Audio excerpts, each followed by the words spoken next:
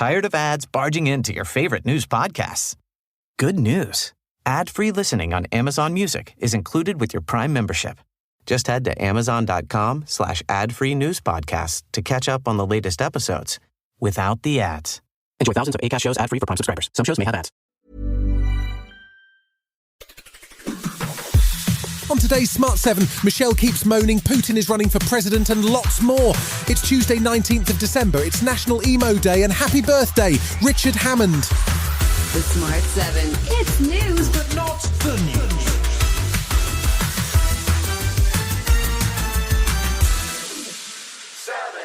Israel's actions in the Gaza Strip came increasingly under the spotlight on Monday as reports emerged that an Israeli sniper had killed two women who had left a church where they were sheltering to go to the toilet. The action was condemned by the Archbishop of Westminster, the UK's most senior Catholic figure, but also by Pope Francis himself. He said that the actions of the military had gone beyond war and that this is terrorism. Former Israeli ambassador to the UK, Mark Regev, says there's no question of Israeli military targeting civilians and strongly rejected the reports. We're talking about a combat area. There's exchanges of fire between Israeli forces and the Hamas terrorists. To say that Israel is deliberately targeting Christian worshippers, that's a terrible accusation that is unfounded. This incident, along with the accidental killing of 3 hostages last week, has seen a shift of tone in the UK, with both Rishi Sunak and Keir Starmer now calling for a sustainable ceasefire. The US continues to support Israel, with US Defense Secretary Lloyd Austin in Tel Aviv, where he described American support for Israeli security as unshakable. But he too was emphasising the importance of protecting the civilian population. Democracies are stronger and more secure when we uphold the law of war. Protecting Palestinian civilians in Gaza is both a moral duty and a strategic imperative.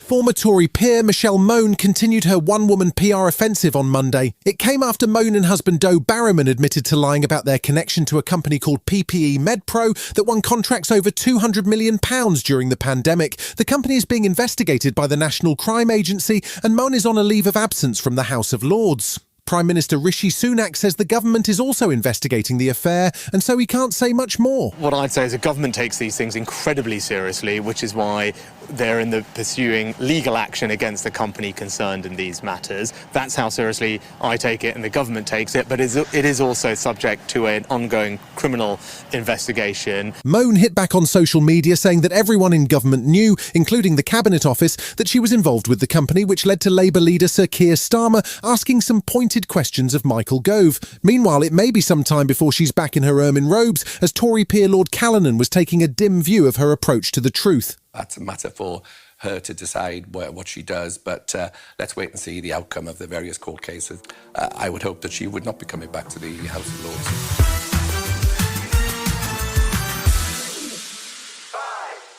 Russia's President Putin has formally been nominated as a candidate for the 2024 Russian presidential election, where he's won previous elections by a landslide. Monday also saw the EU prepare a new 12th round of sanctions against Russia as its war on Ukraine continues. The new package focuses on Russia's diamond trade and seeks to close some of the loopholes that have allowed Russia to do deals with third countries.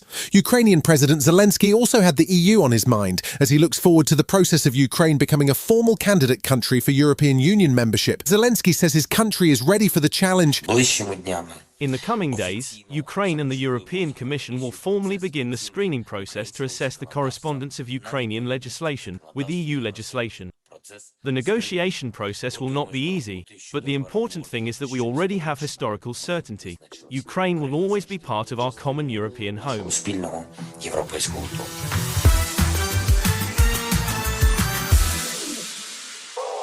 Things appear to be heating up again between North and South Korea after North Korea launched a new spy satellite in November. Kim Jong-un's regime claims their new satellite has already sent back detailed images of US strategic sites, including the White House. In response, this weekend saw US and South Korean officials meet in Washington to update their nuclear deterrence protocols to combat what is seen as a growing nuclear threat from North Korea and its leader.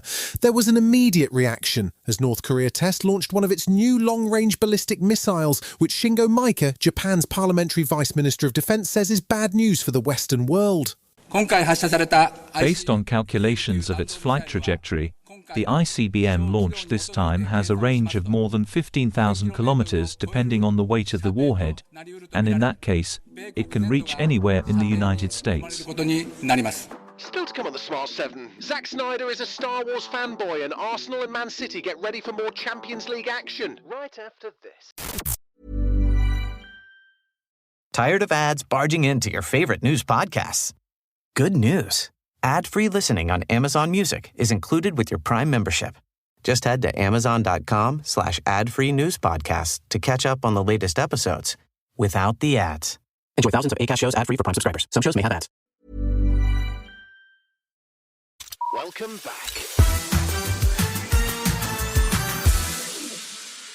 Monday saw the draws made for the last 16 of the Champions League and the draw for Europa League knockout playoff round, but the two Premier League clubs left in the Champions League had mixed results. Man City face FC Copenhagen from Man United's group, but will be expected to be tougher opposition than Erik ten Hag's men.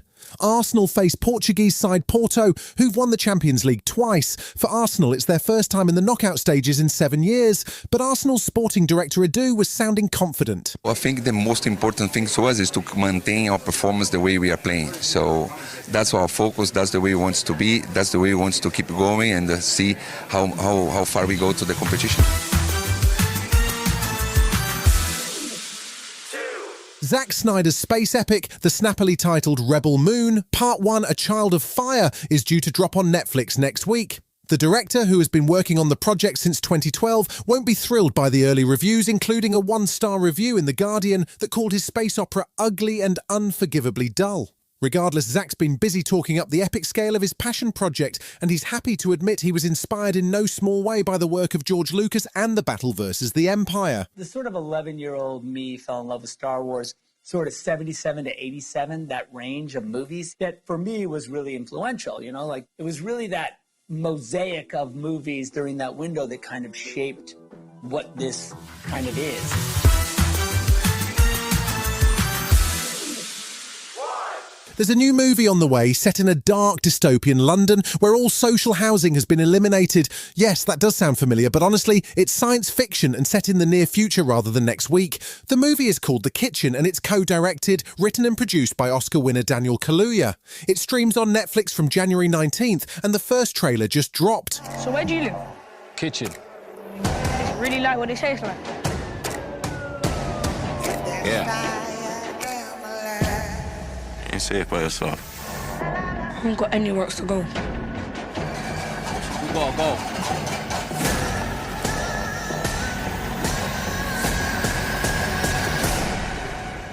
What's happening? I want to know what it's like, right? It's just war. You've been listening to The Smart 7. We'll be back tomorrow at 7 a.m. Hit that follow button and have a great day. Give us 7 minutes and we'll give you the world. Tired of ads barging into your favorite news podcasts? Good news. Ad-free listening on Amazon Music is included with your Prime membership. Just head to amazon.com/ad-free news podcasts to catch up on the latest episodes without the ads. Enjoy thousands of Acast shows ad-free for Prime subscribers. Some shows may have ads.